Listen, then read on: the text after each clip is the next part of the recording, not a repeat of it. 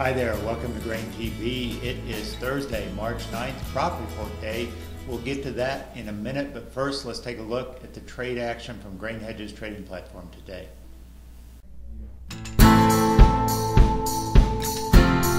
Grains tried to recover early morning losses heading into the crop report, but the release of USDA's data sent the trade sharply lower thanks to higher than expected South American corn and soybean production.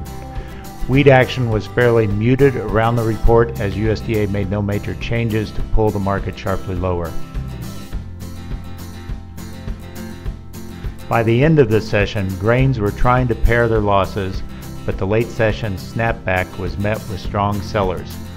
On the close, beans were off 10, corn down 5, and Chicago and Kansas City wheat gave up 3 cents. Welcome back. Let's take a look at some of the news headlines before we dig into USDA's data. Let's start first of all with CONAB, the Brazilian forecasting agency down there. They came out early ahead of USDA, pegging Brazil's bean crop at 107.6. That was certainly above USDA's prior estimate going into today at 104 and above CONAB's own estimate in the previous month. They also upped Brazil's corn estimate to 88.9 million metric tons. So that had an early weigh on the market going into the crop report, and certainly we got a lot of trade action around the negative news from USDA.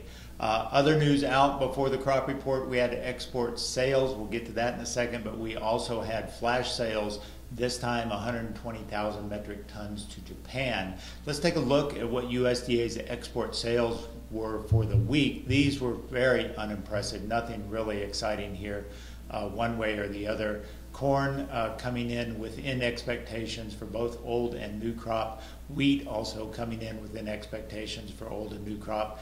And beans coming in at 485 for old crop and only 29 for new crop. So very little excitement around the export sales numbers this morning. They were lackluster at best, sort of meeting expectations, but really nothing to really sort of give the trade anything to hold on to.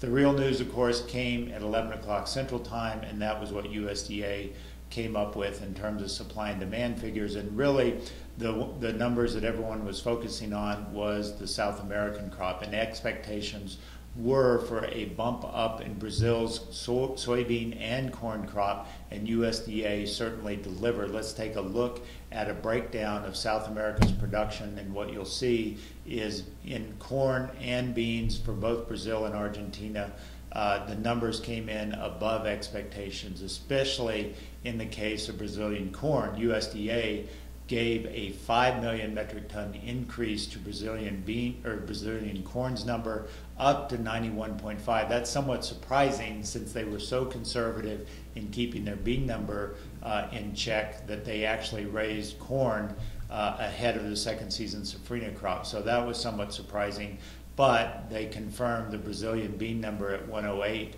above expectations that were ranging around 106.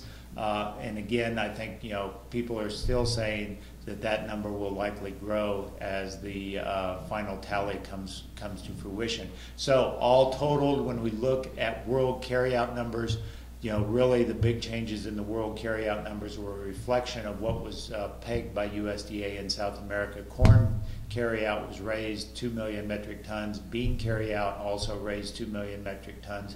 Wheat was higher, mostly as a result of better than expected production numbers from Argentina and Australia in the southern hemisphere.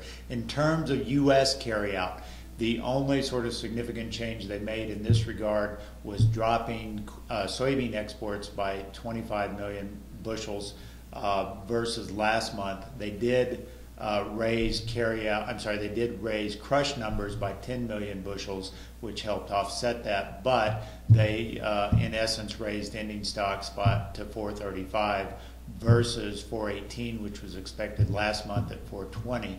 So really, USDA is taking the stance that we're going to see lower exports in the second half of the marketing season. Not surprising.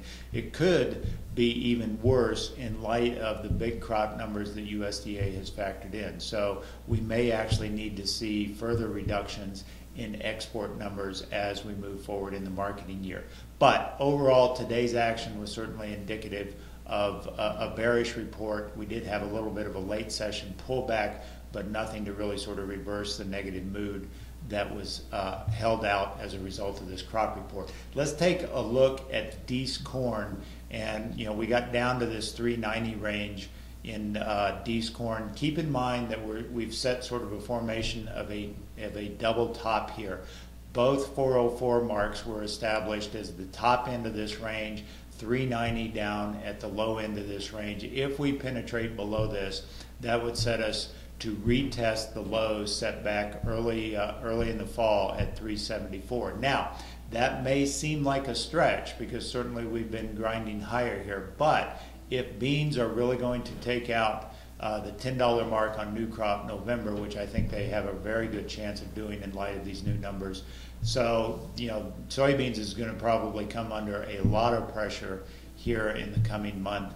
And so that would necessarily drag corn down as well. So while corn acres are expected to be lower in the coming year for the planting season, keep in mind that the soybean price probably needs to come down quite a bit, and that will likely drag corn as well. So even though there's more risk in real terms to soybean prices, there's still very much, I think, some sizable risk in new crop corn prices as well. That's all we've got for today on Grain TV. As always, if you'd like to learn about how we can help you lower your commission to only $7 a side and help you in your grain marketing situation, visit us online at grainhedge.com. Take a demo of our trading platform, just like you've seen here on Grain TV, and get our morning comments and technical alerts every day in your email inbox. Have a great day. We'll talk to you on Friday.